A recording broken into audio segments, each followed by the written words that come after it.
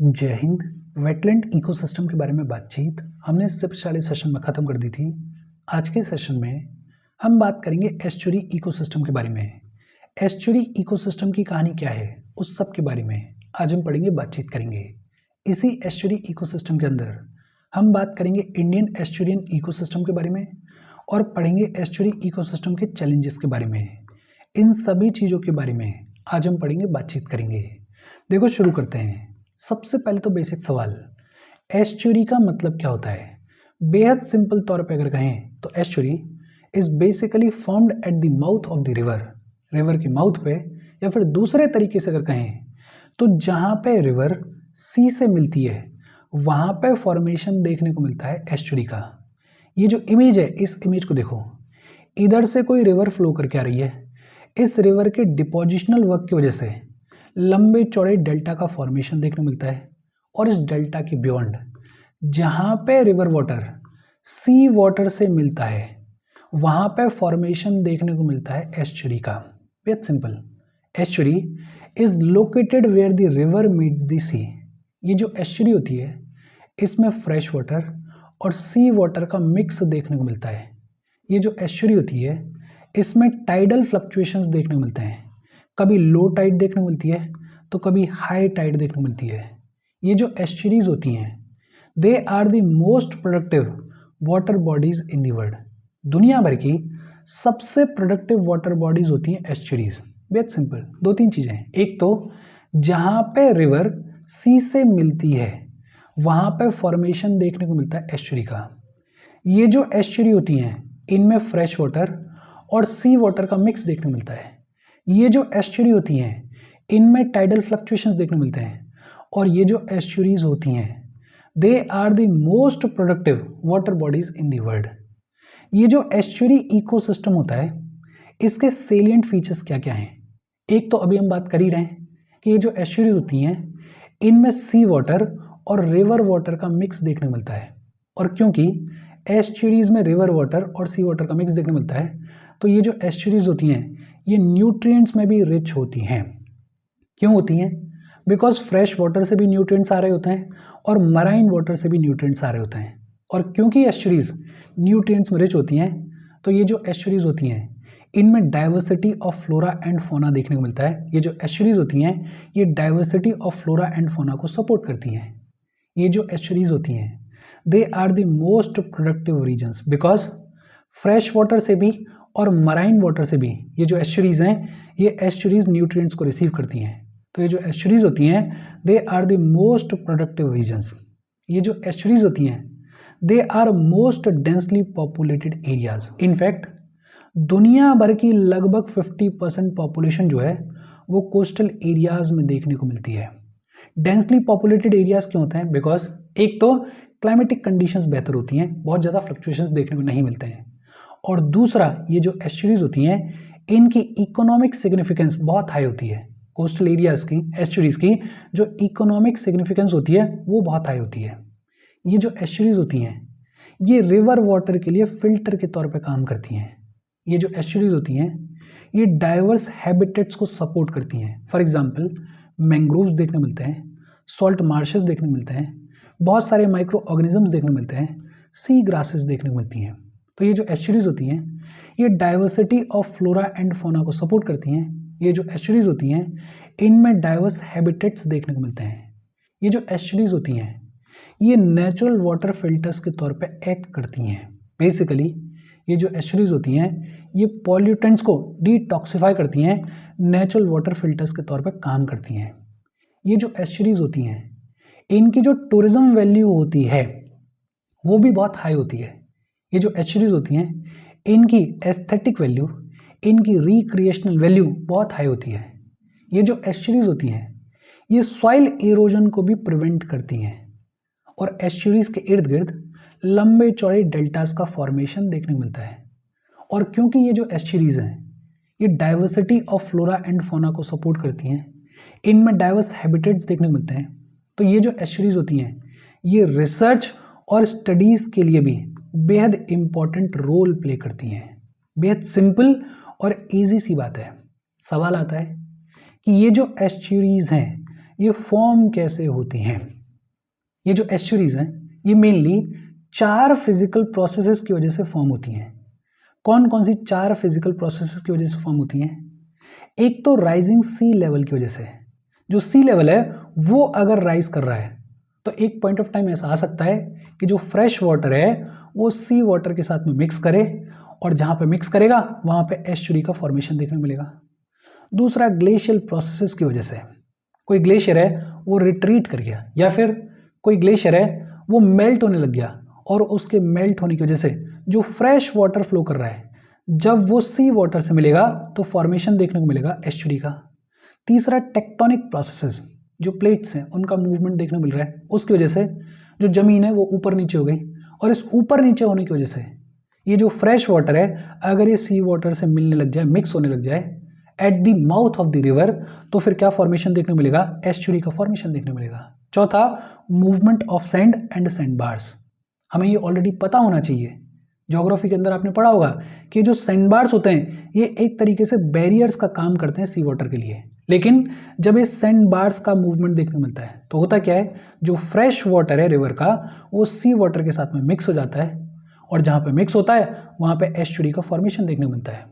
तो ये जो एस्चुरीज हैं ये प्राइमरीली 4 फिजिकल प्रोसेसेस की वजह से फॉर्म होती हैं। कौन कौन सी 4 फिजिकल प्रोसेसेस हैं? एक राइजिंग सी लेवल, दूसरा ग्लेशियल प्रोसेसेस, तीसरा टेक्टोनिक प्रोसेसेस, और चौथा movement of sand and sand bars. Easy और सिंपल सी बात है। एक तो रिवर जहाँ पे सी से मिलती है at the mouth of the river formation देखने को मिलता है एस्चुरी का। ये जो एस्चुरी होती है इसमें फ्रेश वाटर और सी वाटर का मिक्स देखने को मिलता है। ये जो एस्चुरीज होती हैं they are the most productive water bodies in the world. ये जो एस्चुरीज होती हैं they are the most densely populated areas as well. ये जो एस्चुरीज होती हैं ये diversity of flora and fauna को सपोर्ट करती हैं। ये जो एस्चुरीज होती हैं ये डाइवर्स हैबिटेट्स को सपोर्ट करती हैं। ये जो एस्चुरीज होती हैं ये नेचुरल वाटर फिल्टर्स के तौर पे काम करती हैं। ये जो एस्चुरीज होती हैं इनकी टूरिज्म वैल्यू बहुत ही ज़्यादा हाई होती है। ये जो एस्चुरीज होती हैं ये सॉइल इरोजन को भी प्रिवेंट करती हैं, डेल्टा फॉर्मेशन भी देखने को मिलता है, और ये रिसर्च और स्टडीज़ के पर्पज से भी बेहद इंपॉर्टेंट रोल प्ले करती हैं। ये जो एस्चुरीज हैं ये मेनली 4 फिजिकल प्रोसेसेस की वजह से फॉर्म होती हैं। कौन कौन सी 4 फिजिकल प्रोसेसेस हैं? एक राइजिंग सी लेवल, दूसरा ग्लेशियल प्रोसेसेस, तीसरा टेक्टोनिक प्रोसेसेस, और चौथा movement of sand and sand bars. Easy और सिंपल सी बात है। होपफुली ये चीज़ें आपके दिमाग में रजिस्टर हुई होंगी। हम आगे बढ़ें उससे पहले वीडियो पे लाइक के बटन को दबा दो। लाइक दबाना ज़रूरी है बिकॉज यूट्यूब ऐसा ही फंक्शन करता है। जब आप वीडियो पे लाइक के बटन को दबाते हो तो यूट्यूब वीडियो को कंसिडर करता है और थोड़ा सा पुश कर देता है। तो लाइक का बटन दबा दो, शेयर कर दो अपने सोशल मीडिया हैंडल्स पर, व्हाट्सएप वगैरह पे अपने फ्रेंड्स को। जो भी लोग इसमें इंटरेस्टेड हैं, इससे रिलेटेड पढ़ाई कर रहे हैं, उनको शेयर कर दो। अगर चैनल को सब्सक्राइब नहीं किया है तो फॉर श्योर चैनल को सब्सक्राइब कर लो। और अगर आप केपेबल हेल्प करना चाहते हो तो आप हमें हेल्प कर सकते हो by clicking on the join button, या फिर आप कंट्रीब्यूट कर सकते हो QR कोड को स्कैन करके। अच्छा, एस्चुरी इकोसिस्टम का बेसिक इंट्रोडक्शन क्या कहता है? होपफुली ये सब आपको समझ में आया होगा। अब बात आती है इंडियन एस्चुरियन इकोसिस्टम के बारे में। इंडिया में जो एस्चुरी इकोसिस्टम देखने को मिलता है उसके फीचर्स क्या क्या हैं?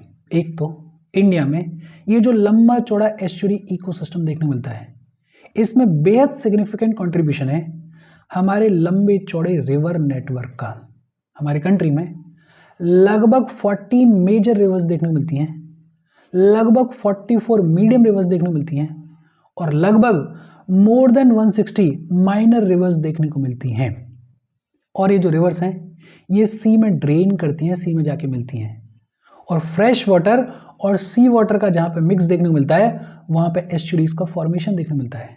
तो हमारे कंट्री में ये जो लंबा चौड़ा एस्चुरी इकोसिस्टम देखने को मिलता है इसमें बड़ा सिग्निफिकेंट सबसे प्रोमिनेंट रोल है हमारे लंबे चौड़े रिवर नेटवर्क का। ये जो हमारा एस्चुरी इकोसिस्टम देखने को मिलता है उसमें ईस्ट कोस्ट का डोमिनेंस देखने को मिलता है, या फिर ये कहें कि हमारे कंट्री में ज़्यादातर जो बड़ी बड़ी एस्चुरीज हैं वो देखने को मिलती हैं ईस्ट कोस्ट पे, वो देखने को मिलती हैं along the way of Bengal. क्यों देखने को मिलती हैं? बिकॉज हमारी जितनी भी मेजर रिवर्स हैं वो सब बे ऑफ बंगाल में ड्रेन करती हैं। जैसे गंगा है गोदावरी है, कृष्णा है, महानदी है, कावेरी है। ये जितनी बार हमारी बड़ी बड़ी रिवर्स हैं वो सब बे ऑफ बंगाल में ड्रेन करती हैं, ईस्ट कोस्ट वाली साइड से ड्रेन करती हैं और सी में जाके मिलती हैं।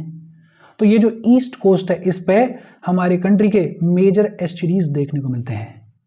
वेस्ट कोस्ट के कैरेक्टरिस्टिक्स की अगर बात करें तो वेस्ट कोस्ट पे हमारे यहाँ कंपैरेटिवली स्मॉलर, स्टीपर और स्ट्रांगली टाइडल एस्चुरीज देखने को मिलती हैं। क्यों देखने को मिलती हैं? बिकॉज ये जो वेस्ट कोस्ट है, ये जो अरेबियन सी वाली साइड है, यहाँ पे जो रिवर्स ड्रेन करती हैं वो स्टीप स्लोप के साथ में ड्रेन करती हैं, तो उनका उतना डेल्टा फॉर्मेशन देखने को नहीं मिलता, उनका उतना बड़ा एस्चुरीज का फॉर्मेशन देखने को नहीं मिलता है।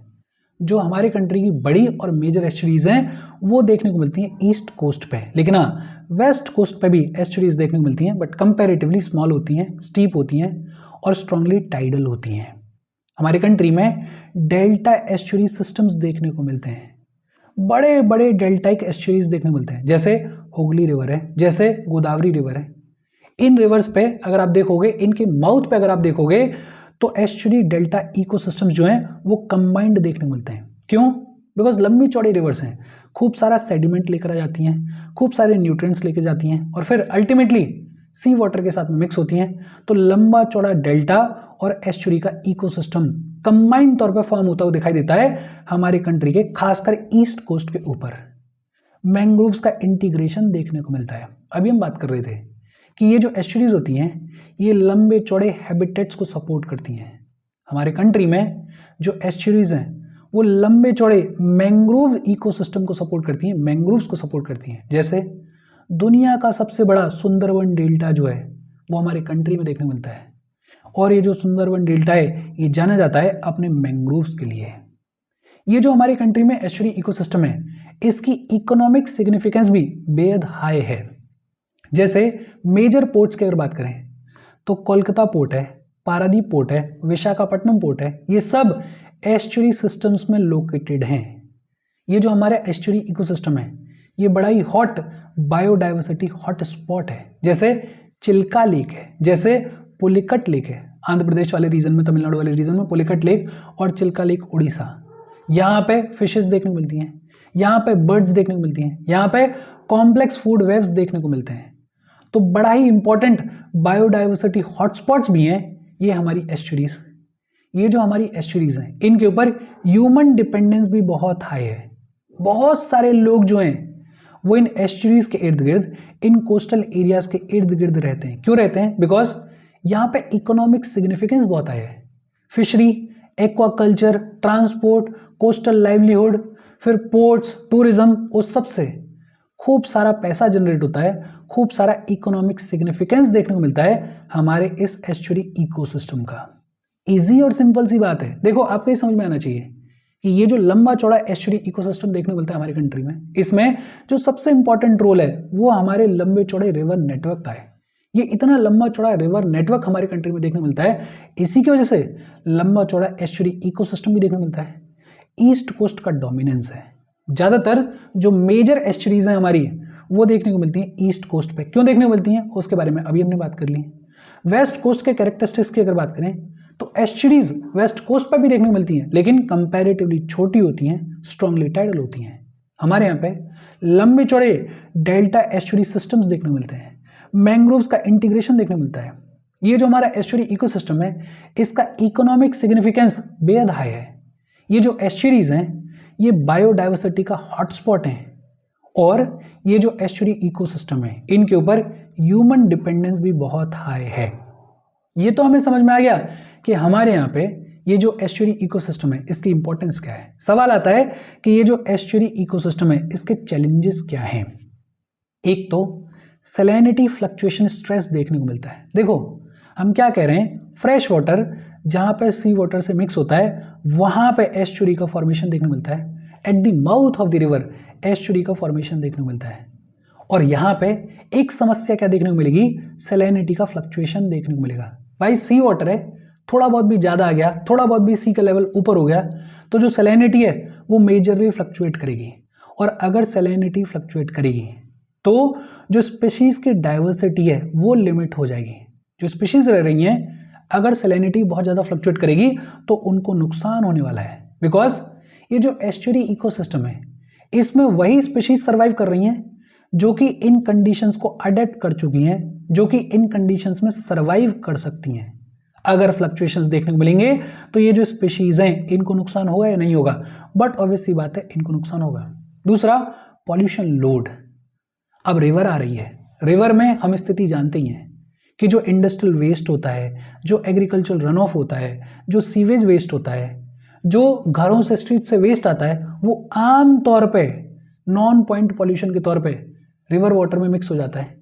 रिवर्स में पॉल्यूशन का लोड जो है वो बहुत हाई देखने को मिलता है आजकल, और इस पॉल्यूशन के लोड की वजह से जो वाटर की क्वालिटी है वो डिग्रेड होती है, जो बायोलॉजिकल प्रोसेसेस हैं वो भी डिसरप्ट होती हैं, डिग्रेड होती हैं। और ये जो पॉल्यूशन का लोड है इसका नेगेटिव इम्पैक्ट एस्चुरीज पे भी देखने को मिलेगा। भाई वही पॉल्यूटेड वाटर जो है वो एस्चुरीज में भी जा रहा है, और एस्चुरीज में भी जो वाटर क्वालिटी है, जो बायोडाइवर्सिटी है, उसको नेगेटिवली इम्पैक्ट करेगा। यूट्रोफिकेशन देखने को मिलता है। अभी हम बात कर रहे थे कि जो एस्चुरीज होती हैं इनमें इन जनरल एक्सेसिव न्यूट्रिएंट्स देखने को मिलते हैं, और जब एक्सेसिव न्यूट्रिएंट्स होंगे तो एल्गल ब्लूम देखने को मिलेगा। एल्गल ब्लूम देखने को मिलेगा तो अल्टीमेटली ऑक्सीजन डिप्लीशन देखने को मिलेगा, हैबिटेट डिग्रेडेशन देखने को मिलेगा।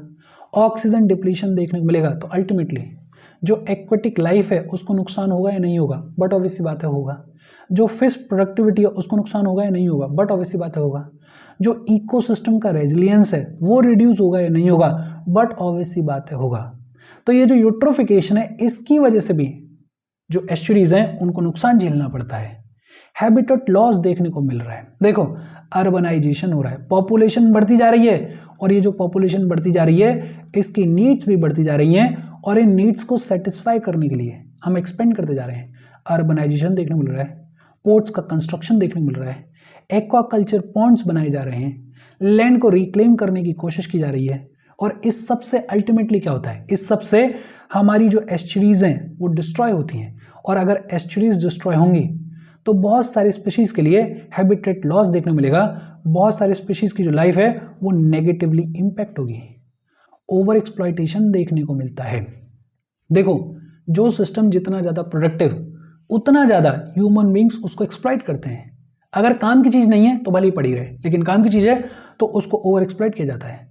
अब ये जो एस्चुरी इकोसिस्टम्स हैं, ये जो एस्चुरीज हैं, इनमें इंटेंसिव फिशिंग देखने को मिलती है, इनमें प्रॉन सीड्स का कलेक्शन देखने को मिलता है, इनमें स्मॉल मैश नेट्स देखने को मिलते हैं। स्मॉल मैश नेट्स मतलब जो छोटी मछलियों को पकड़ने के लिए होते हैं। होता क्या है, ऐसी मछलियां जो कि अभी तक ठीक से डेवलप भी नहीं हो पाई हैं वो भी इन नेट्स में फंस जाती हैं, और इसकी वजह से ओवरऑल जो एस्चुरी इकोसिस्टम है उसको नुकसान होता है। तो इस ओवर एक्सप्लॉयटेशन की वजह से भी ये जो हमारे एस्चुरीज हैं ये डैमेज हो रहे हैं।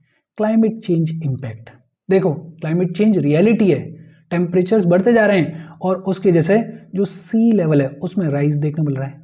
अगर सी लेवल राइज होगा तो टेम्परेचर में चेंजेस देखने को मिलेंगे, सैलिनिटी के जोन्स में चेंजेस देखने को मिलेंगे, और अभी हम बात कर रहे थे सैलिनिटी पे चेंजेस होंगे, टेम्परेचर में बहुत ज़्यादा चेंजेस होंगे, तो जो एस्चुरी इकोसिस्टम में लाइफ है, जो ऑर्गेनिजम्स हैं, जो स्पीशीज़ हैं, वो नेगेटिवली इम्पैक्ट होंगे।